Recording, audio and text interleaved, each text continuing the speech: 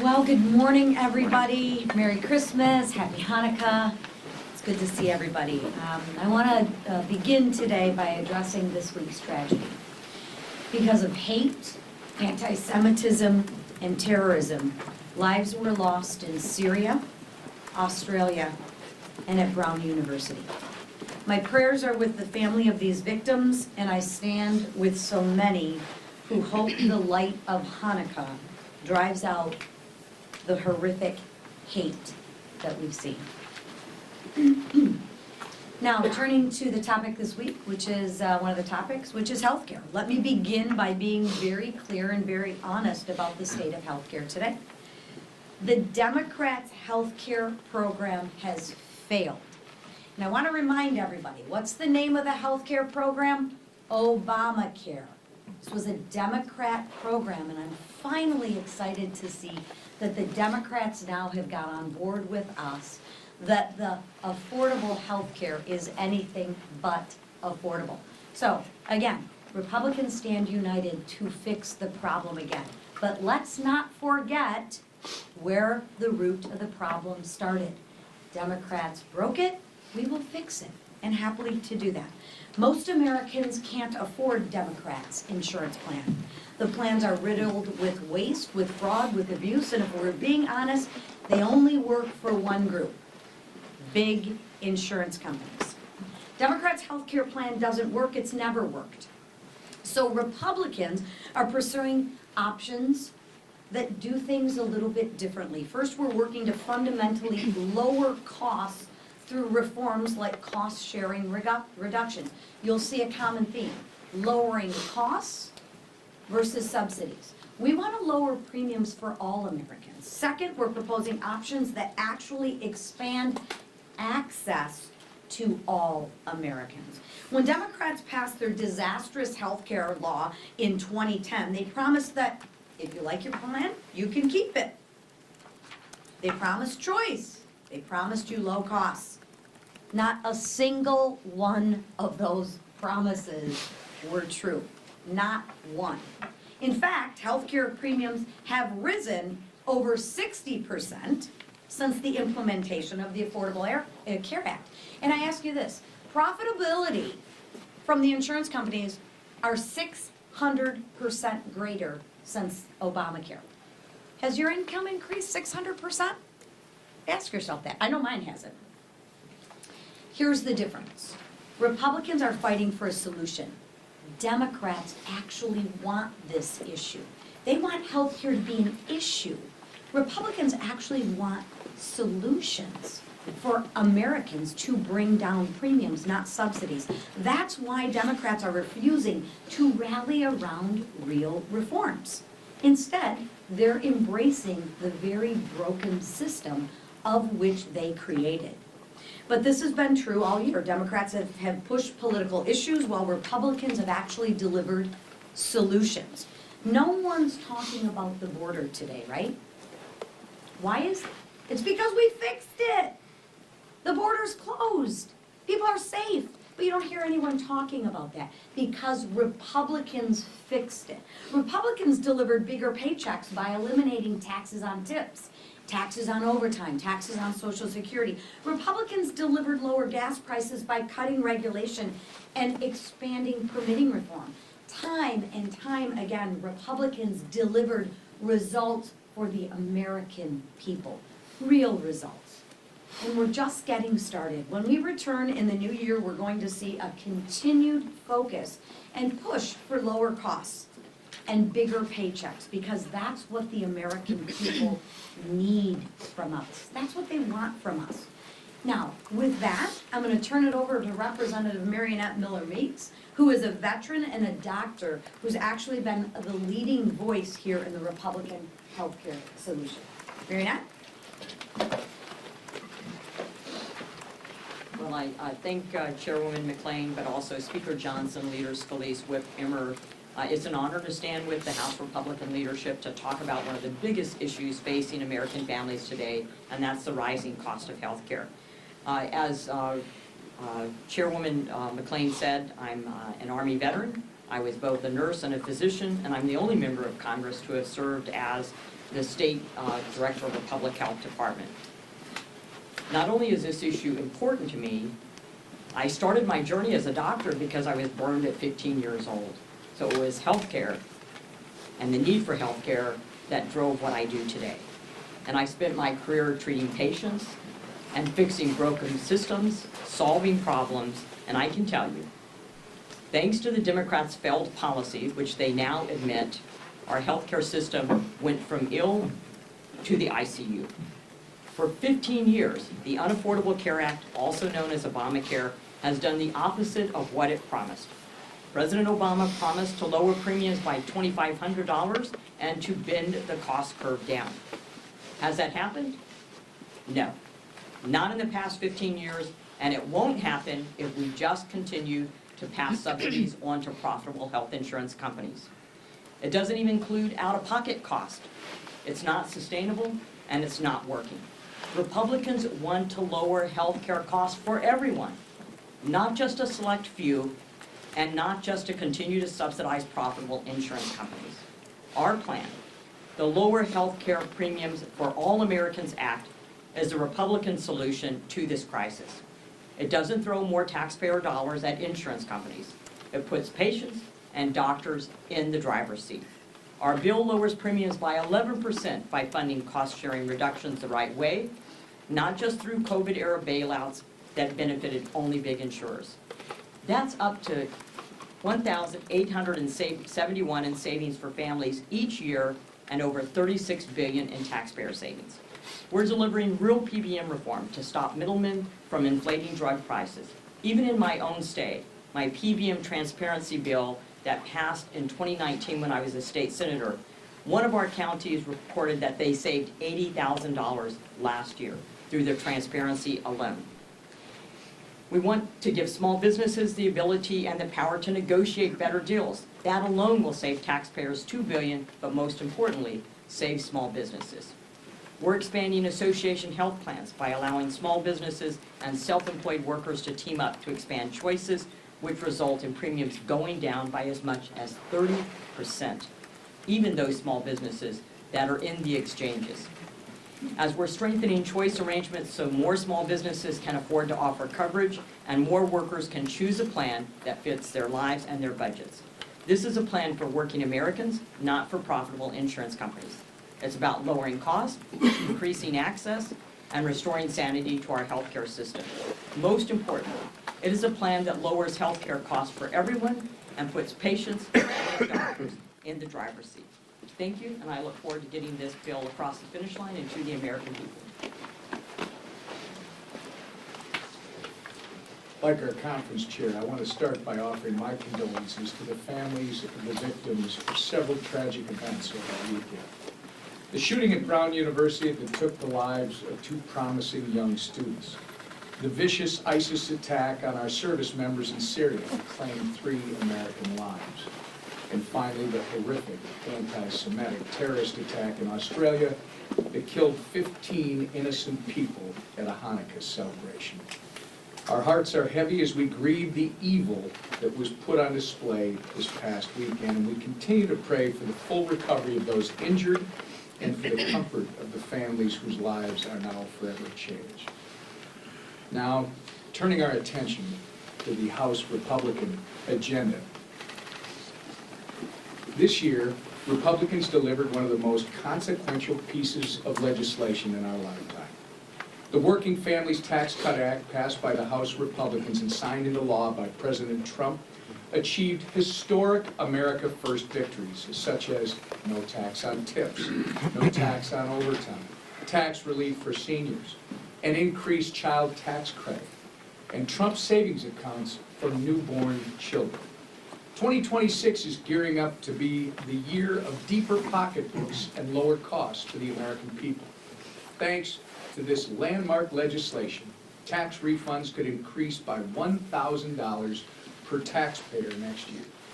That's more money in your pocket for you to invest, save, and grow. Waitresses, law enforcement officers, and parents will have more of their hard-earned dollars to put food on the table and to support their families. Not only did our bill deliver the largest tax cut for middle-class Americans, it also addressed rampant waste, fraud, and abuse in programs like Medicaid and SNAP. As we have all witnessed with the fraud scandals coming out of our state of Minnesota, these programs have long been ripe for fraud. But House Republicans and Donald Trump implemented common sense reforms to strengthen the system to benefit the people who need it the most, not fraudsters who sent millions to terrorists abroad. Which brings me to addressing the failure of my governor, Tim Walz. We anxiously await Tim Walz's response to House Oversight Committee Chairman Jamie Comer regarding what he knew about the $1 billion in fraud. Walz has had 7 years to address and stop the fraud. It wasn't until President Trump made this a national issue that Walz started to pretend that he cares about his constituents' tax dollars supporting a terrorist group in Somalia. Accountability is coming, Governor. Our dishonest, failed governor must and will answer for his complete incompetence. With that, I'll turn it over to our leader, Steve Scalise. Thank you, Wes. My prayers go out to all those killed in so many different horrible tragedies. I mean, here in America, Brown University, you look at our two Army soldiers that were killed, the anti-Semitic attacks on the other side of the globe. Just remind you, during this Christmas season, this Hanukkah season, it's a special time. It's a time we celebrate, but it's also a time where evil still lurks here and all around the globe. And we just pray for those who have been murdered, harmed, injured. We pray for those who have evil in their hearts, that God can touch them and hopefully remove that evil so that they don't go harm innocent people. This week here in the House, as we finish our work for the year, we're taking up some very important bills. And start with the SPEED Act. We've heard complaints from members all across the country that know that just trying to build things in America, road projects, bridges, pipelines to move energy, anything you're trying to do, more and more laws are getting in the way. NEPA is a heavily abused law that delays a lot of the projects that ought to be built. Bruce Westerman and his committee have done incredible work to bring a bipartisan bill that starts to address the abuses here in NEPA so that we can actually build things in America again. You know, you think about the cost savings that would come if it only takes 2 years instead of 10 years to build a major project. And we all know what's happening all across America, why so many projects are shelved in many cases or take so long to be built because of the abuses of some of these laws, like NEPA, Endangered Species Act, Clean Water Act, Clean Air Act. All of these laws are being heavily abused, so this is a really important first step, getting the SPEED Act passed to get real, meaningful permitting reform. And then, of course, Dr. Miller-Meeks talked about her bill, which is such an important step to lower costs in healthcare for all Americans, 100% of Americans. While Democrats only care about bailing out insurance companies and focusing on less than 10% of Americans that are in the Unaffordable Care Act, we're focused on lowering premiums for all Americans. And that's what you're going to see on the floor this week. You know, you think about association health plans, which have been proven to give people more options to lower costs. The Choice Act, which, you know, while everybody complains, they say, why would I watch TV commercials? I see this gecko lizard, and I see the emu, and I see all these other animals out there selling health, they're selling car insurance, they're selling homeowners insurance. Why aren't they selling health insurance? Well, that's because the laws at the federal level prohibit the ability for people to have choices to get people trying to offer them lower cost products for health insurance. Imagine if, for example, with Choice Act, where you can run through a health savings account, the ability where if you get your health insurance through your employer, if you're able to go find a better plan, if somebody could compete for your business and offer you a lower deductible plan, with lower co-payments for your families. Right now, you can't go buy that product. We create those options with the bill that we're bringing to the floor tomorrow. The PBM reform that Dr. Miller-Meeks talked about, where you can actually have lower prescription drug costs, again, for 100% of Americans. This is something that our 3 committees of jurisdiction have been working on for a long time. And yet, while Democrats only want to bail out insurance companies while premiums go up, we're focused on having lower premium options, lower cost options for 100% of Americans. So another busy week where we're going to be focusing on helping families that are struggling under the weight of all the damage that President Biden did. President Trump is working to lower costs. President Trump wants to see these bills on his desk. And we're going to work to deliver here in the House. And if I don't see you between now and then, I wish you all a Merry Christmas, Happy Hanukkah, and Happy Holidays. Speaker of the House. Mike Johnson. I rarely get to raise the podium, but I'm going to take the opportunity. Good morning, everybody. Thank you to Dr. Miller-Meeks for joining us on what is our last leadership press conference of the year. And I just want to say to all of you, press corps, thanks for being here each week and covering all of this. It's been a hugely historic week, year in so many ways, and a hugely consequential Congress, and you've had a lot to cover. So we do, as everybody said, wish you Merry Christmas, Happy Hanukkah, and hope you get some well-deserved rest over the short holiday. Since Congress reopened, following the end of the Democrat shutdown, the longest in American history, Republicans have passed, since we came back, 41 pieces of legislation, and of course, as you've heard this morning, we're set to pass even more. Chief among them is the Lower Health Care Premiums for All Americans Act. It is aptly and appropriately named because that's exactly what it's going to do, as everybody has explained this morning. If you recall, Democrats shut the government down and kept it closed for 43 days so that Chuck Schumer could get political cover from the grassroots of his party. Remember that he had voted for the same CR just several months earlier in March. When the same vehicle came forward, he suddenly changed his tune, and that is because he caught a lot of political backlash for it. So he decided instead to shut the government down and fight. Well, everybody saw how obvious and how dangerous that gambit was.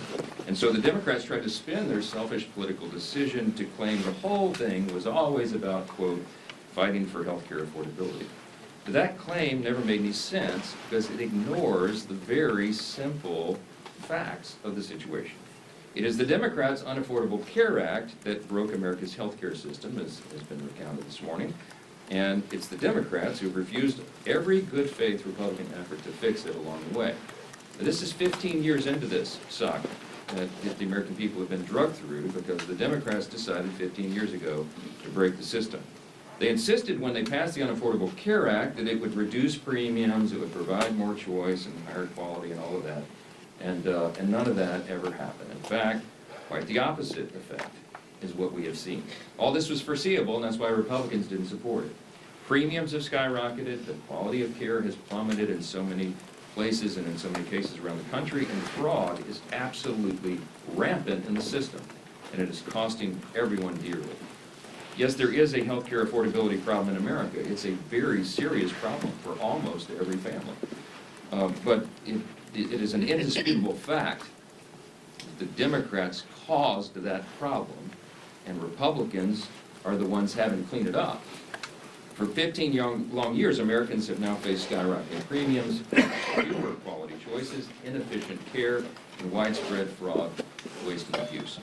Benchmark premiums on the Obamacare marketplace for every plan, listen to this, they've increased 80% overall since 2014, and they're continuing to rise. The Unaffordable Care Act marketplace has resulted in lower quality plan offerings and less consumer choices today. Fraud is absolutely rampant. Paragon Health is one of the analyst groups, and they estimate there's over 6.4 million people who are improperly enrolled in the Obamacare exchange. And a recent GAO study, the Government Accountability Office, found some staggering facts. It proved what we all know intuitively about the fraud that's involved in this program. They found that Obamacare's subsidy system lacks even the most basic guardrails to prevent fraud, waste, and abuse. And I think that study is something that you should all dig into. It should be on the front page of every newspaper because it is shocking, alarming. Over the last 2 years, for example, the investigators at the GAO, Government Accountability Office, they did a little experiment. They in 24 different cases, they applied for Obamacare subsidies. They did it fraudulently by intent. So 24 applications with no Social Security data attached, none of the information that's necessary to actually apply, no citizenship proof attached, and none of the income documents and all the things that are supposed to be applied and included in an application. Now guess what? Out of the 24, 23 of them were approved.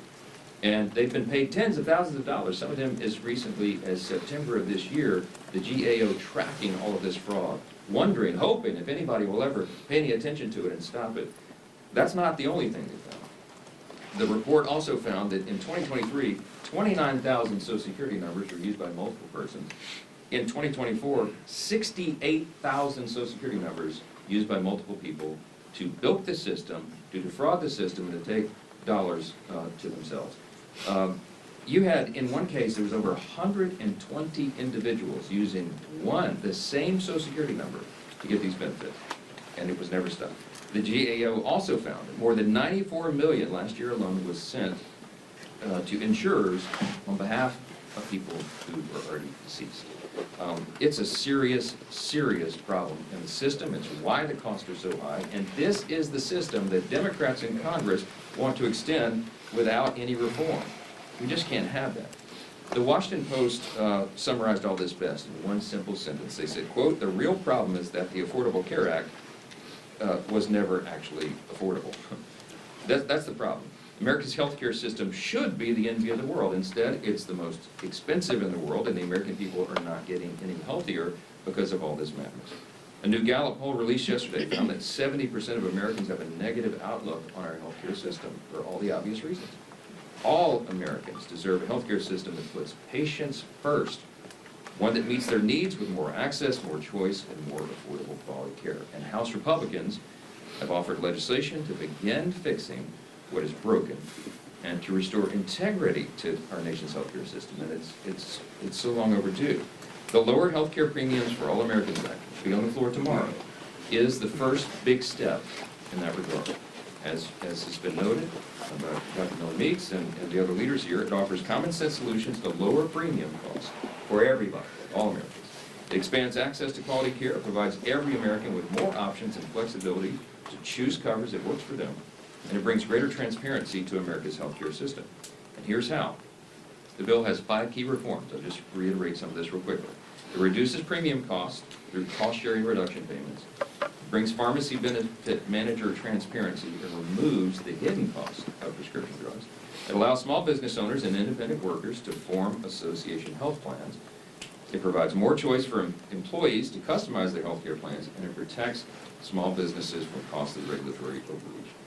According to the latest CBO projection, Republicans' cost-sharing reduction payments, just that provision alone, would reduce premiums by at least 11% and will save taxpayers tens of billions of dollars, about $30 billion.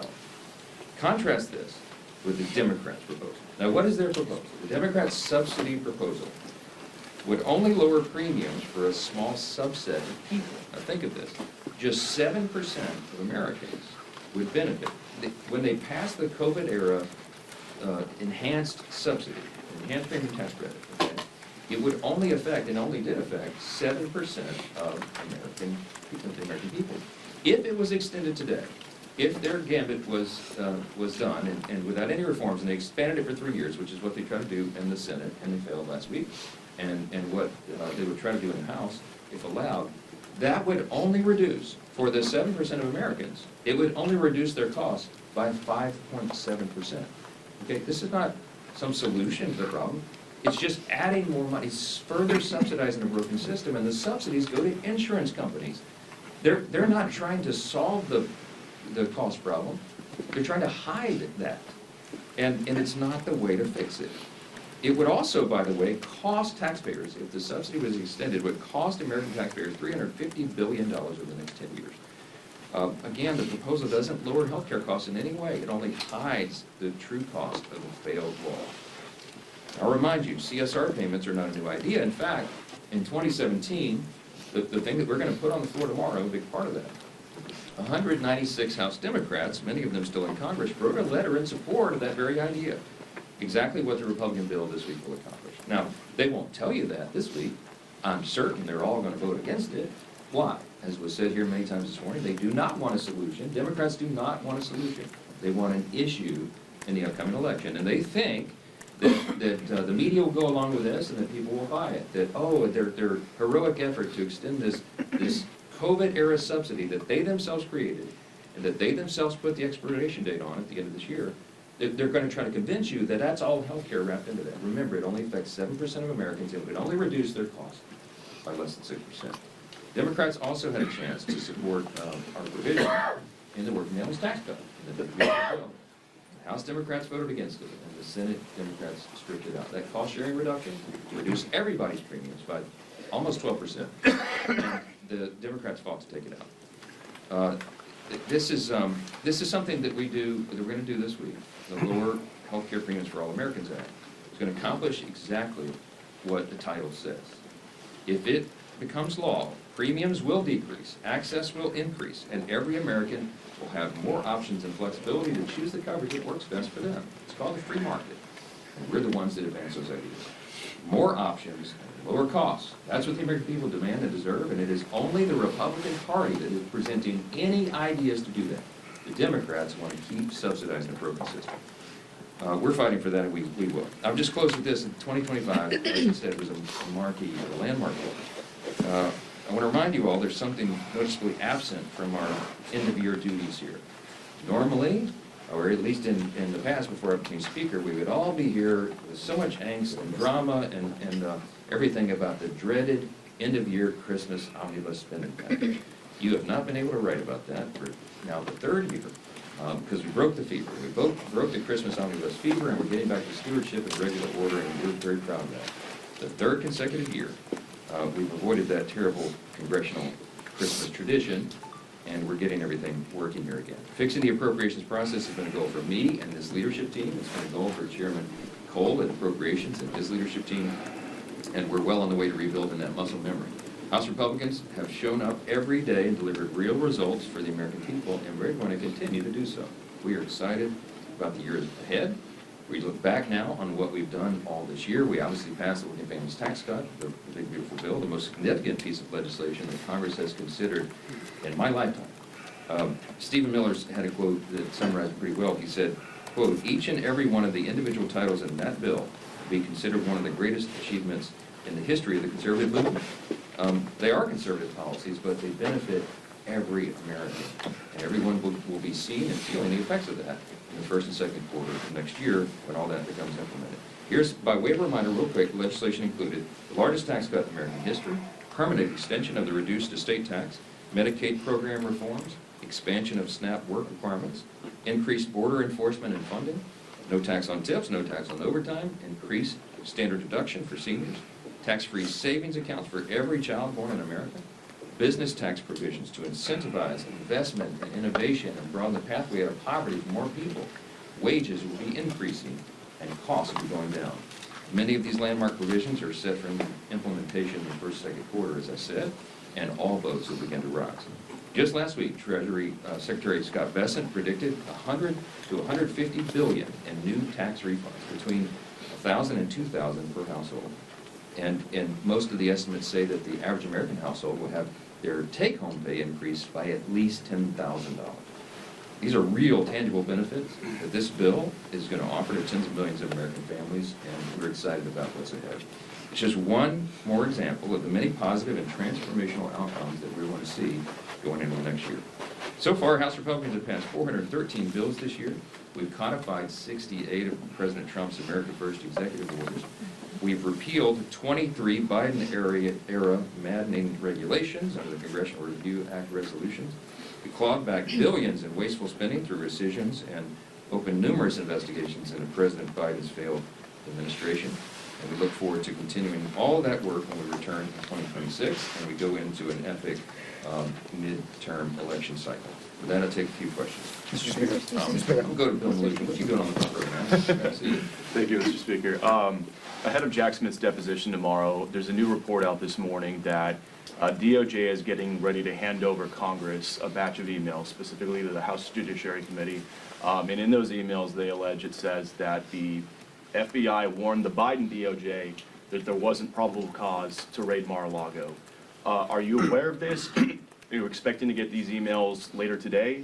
What's your response? I've heard as much as you just reported there, and I have not had an opportunity to review any of that yet, but it would verify and I think affirm much of what we understood from the very beginning. As you all know, I used to serve on the House Judiciary Committee before I was made Speaker in October of '23, and we spent a lot of time uncovering just the complete and total weaponization of the Department of Justice under the Biden administration.